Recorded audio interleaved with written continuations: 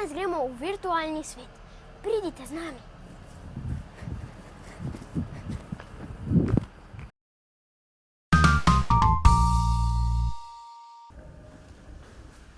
Tukaj razkožiš rokce. Tako tudi pri nas, tukaj ste že vajeni povsod, preden se vstopi v prostor, imamo razkožila. Obvezen je vstop z masko, tudi naprošamo obiskovalce, da pridejo s svojimi maskami. Hello. Hello. How are you? I am Alana, your best friend forever.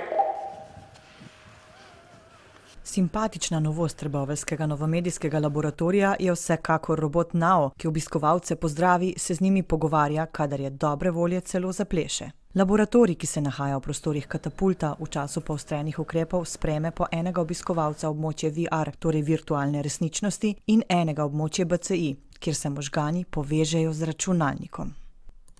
Obiskovalec lahko doživi raznorazne demonstracije, demose virtualne resničnosti, ravno tako tudi imamo nabor nekaj iger, pa tudi CoSpaces, to je predvsem za osnovnošolske otroke, kjer lahko na računalniku oblikujejo v 2D obliki okolje, se pravi karkoli, lahko ustvarijo mesto, lahko ustvarijo kmetijo, lahko gredo na planete v vesolje in ko končajo, pa potem lahko tudi ogledajo si svoj izdelek v očalih za virtualno resničnost, se pravi, se lahko potopijo in vidijo v 3D to okolje, ta svet, ki so ga ustvarili.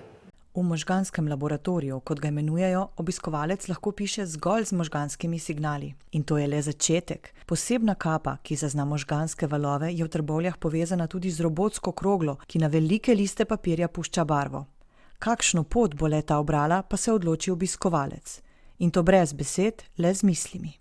Radovedni umi, vabljeni ponovno k nam, ponovno odpiramo naša vrata raziskovalnega laboratorija, tako da vabljeni v VR potopitve in vabljeni na krmiljenje raznoraznih naprav samo z možganskimi signali. Vabljeni.